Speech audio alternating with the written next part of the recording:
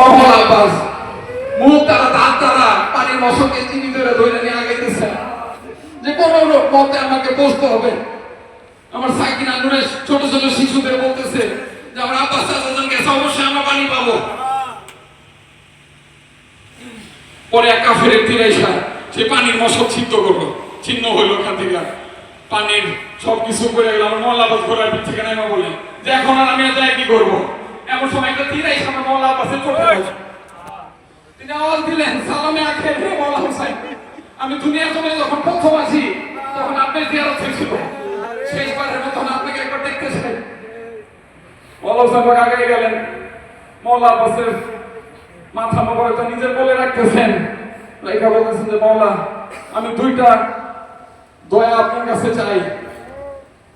আমি যখন আপনি জিয়ারত ইন্তেকালের আগে আমি যাইতে চাই না, আপনি কদম চাই আমি যাইতে চাই না, আমার বদনকে নিবেন না খেয়ামা পর্যন্ত, আমি আমার সাকিনাকে কি জবাব দেবো। আরেকটা হইল মওলা আমার যাওয়ার আগে আমি আপনার জিয়ারত করতে চাই, আমার চোখে রক্ত লেগে গেছে, দেখতে পারতেছি না, আপনি কি বলবেন এত কিন্তু আমার হস্ত মোবারক, আপনি তো একবার একটু মশলা দিতে, আমার নিজের হাত ধরে আমি পারতেছি। শেষবারের মতো একবার জিয়ারত করতাম আমি। মওলা হুসাইন পাক চোখ মোবারক মুছা দেয়া বলেন যে হে আমার আব্বাস, খালি তো তোমার অনুরোধ করলে আমার একটা কথা কি রাখবা, সবসময় খালি মওলা মওলা বলো, এই যে কত বলা যে একবারের জন্য ভাইজান রাখো, কখনো ভাইজান রাখো না। মওলা বলেন হে আমার মওলা হুসাইন, হে আমার ভাইজান, হে আমার মওলা। সকলে শাহাদাতের মুখে আলাপন গোলাম আব্দুল্লাহ সবচেয়ে বেশি কাঁদছিলেন, 4টা নূর বদনে। সবচেয়ে ওজন সেই বদনটা ছিল যে বদনটা সবচেয়ে ছোট ছিল, সেইটার ওজন আর আমার মওলা হুসাইন নিতে পারতেছিলেন না। সে মওলা আলী আসগারের নূরের লাশটা সেইটা আর আমার মওলা হুসাইন তুলতে পারতেছিলেন না। তার বিবি রুবা বলল যে আমার এই নূরের টুকরা ছাড়া যত পানি খায় না, তাকে একটু খাওয়া আনতে পারবে। মওলা হুসাইন নিয়ে গেলেন যে আমার সাথে না হয় তোমার বিরোধ, এই নূরের টুকরা কি করছে, আমার আলী আসগার কি করছে, সে তো আলী, তার জানতো সেই এসকে জান, তার যে অবয়ব এটা কিন্তু বিবেকের তারা শুরু হয়ে গেল কাফেরদের মধ্যে। কুরমালা লানাতুল্লাহ আলাইহি বলল ওমর বিন সাদ যে দেখতেছস কি এই মাহার আমার মওলা মওলা লেখা কয়েকটা বেরো ধরে কাফেরদের একটা তীর আসতেছে, মওলা হুসাইন হাত মোবারক দিলেন, সে হাত বের করে যায় আমার নূরের রক্ত হাতে পড়লো। আসমান থেকে আওয়াজ আসলো যে আমার মওলা হুসাইন বাকি এই রক্ত আসমানে দিয়ে নিক্ষেপ করবে না, আসমান থেকে কোনো বৃষ্টির ফোঁটা আর কেমন পর্যন্ত বর্ষণ হইবে না। জমিন বললো আলী আসগারের ফুল পাক কিন্তু জমিন স্পর্শ না করে, জমিনে কোনো ফসল ফলবে না। আমার মওলা হুসাইন নিজের মুখে সেই রক্ত মোবারক মাখলেন, বললেন আমি হাসরের ময়দানে আমার নানাজির মধ্যে নাজাত যাবো। মওলা আলী আসগারের কম্বল থামলো, মা জান্নাত বলতেছেন মওলা মনে পানি খাওয়াইতে পারছে, কান্দার আওয়াজ তো শোনা যায় না। মওলা হুসাইন যায় বলে হ্যাঁ কাউসারের পানি খাওয়াই নিয়ে আসছি। এরপর আমার মওলা পাক সেই শিক্ষবিক্রমে করলেন সেই জুলফিকার হাতে সেই জালিমদের আমার বাবাই ভাসে জুলদানাতে সওয়ার ভাড়া নূরের ময়দানে উপনীত হইলেন। কাফের মুনাফিক যেই সামনে করতেছে দ্বিখণ্ডিত হইতেছে, প্রভু হোসেন দেখাই দিলেন ছেড়ে কোটাছে, যিনি করুণায় অন্যায় পর্বত আমার জন্য শিক্ষা রেখে গেলেন যে দিনের নূরও যিনি বিতরণ করেন, প্রয়োজন অন্যায়ের ক্ষেত্রে নূরের অস্ত্র তারা ধারণ করতে পারেন। কাফেররা কোনোভাবে ভিড়তে পারতেছিল না। আমার মওলা হুসাইন ভাইয়ের কাছে আসমান থেকে কাইবে আওয়াজ আসলো, ইয়া আইয়াতুহান নাফসুল মুতমাইন্নাহ, যে হে আমার হুসাইন আমি আপনার উপর রাজি, আপনার উপর খুশি, আপনি আঞ্জাম দিয়ে দিচ্ছেন, আপনার এমন কাজ আঞ্জাম দিচ্ছেন, আপনি দয়ানবীর এসকের বাগিচে আপনি নতুন রং নিয়ে আসছেন, আমি অপেক্ষায় ফেরেন, আপনি অনেক সময় হয়ে গেছে বাবা। আরেকটা ওয়াকিয়া দ্বারা আমরা শেষ করবো। কারবালাকে বাদকে সফর,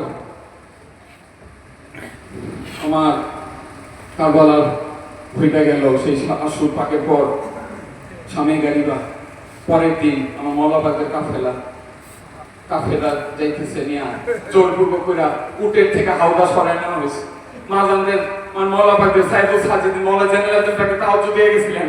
আমার মৌলা হুসাইন পাক যখন গেছিলেন শেষ দেখা করতে, বললেন পরে মৌলা জেনারেল পাক তাহের অসুস্থ এই অবস্থায় দাঁড়াইতেছেন, বললেন যে বাবা যান আমাকে ইজাজত দেন, কাফেরদের তীর আপনার কদম বন্ধু যাওয়ার আগে আমার বুক আগে থাকবে।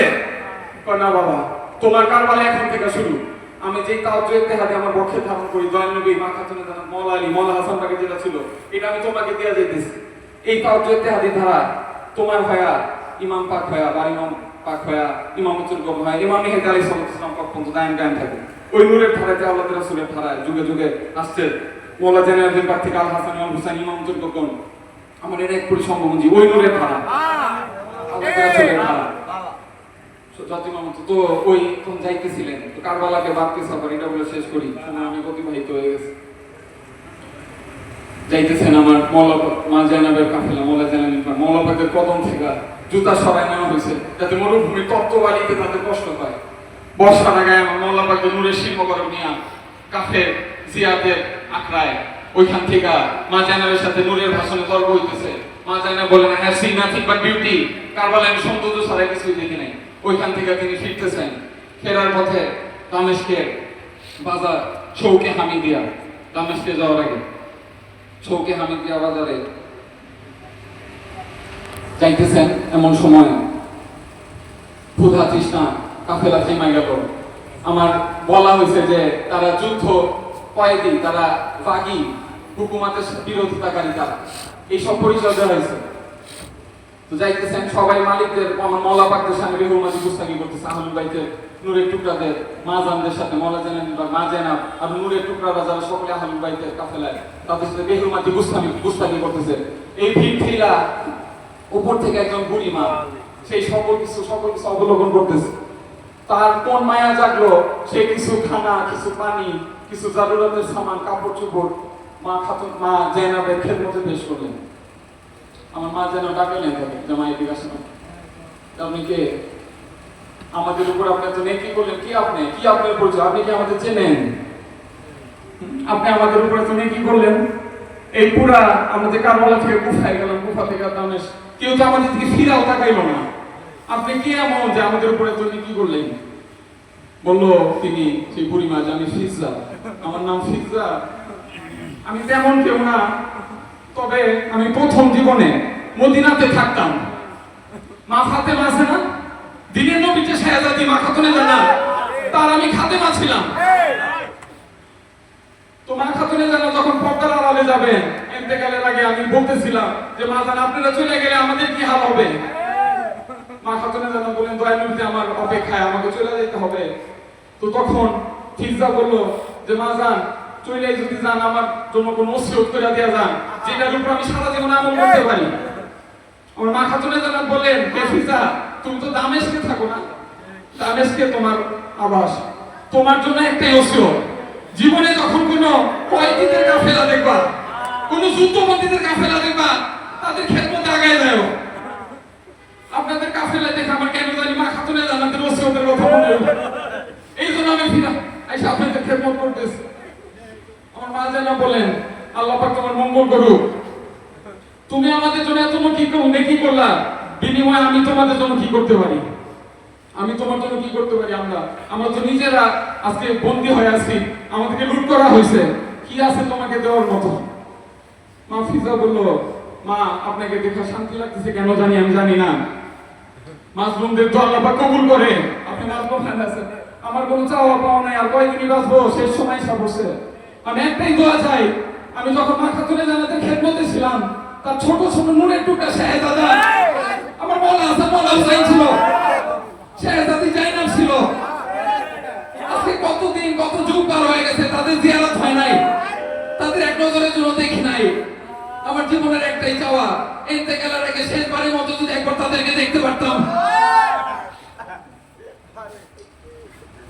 আমার মা যেন বললেন হে ফিজা, আল্লাহ পাক তোমার ফরিয়াদ কবুল করছে, আমি তোমার চাই না। আরে বর্ষা লাগাইছে সিংহ বারো দেখো, বর্ষা লাগাইছে সিংহ বারো দেখো, মানুষ নাই।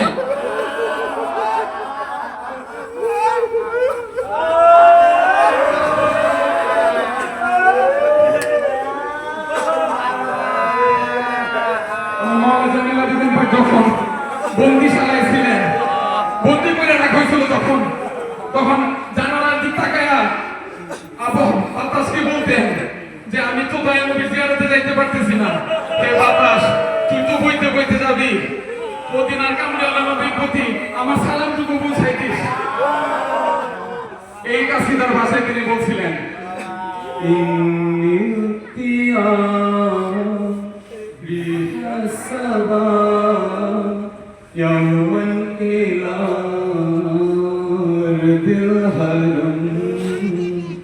بلغ سلامي روضة فيها النبي المحترم من وجهه شمس الضحى من قلبه بدر الضجى من وجهه شمس الضحى مركزه بدر الضجى من ذاته نور الهدى من كفه بحر الهمم يا سيدي ارحم لنا يا مصطفى ارحم لنا على لعنة الله على القوم الظالمين كاذبين والمنافقين.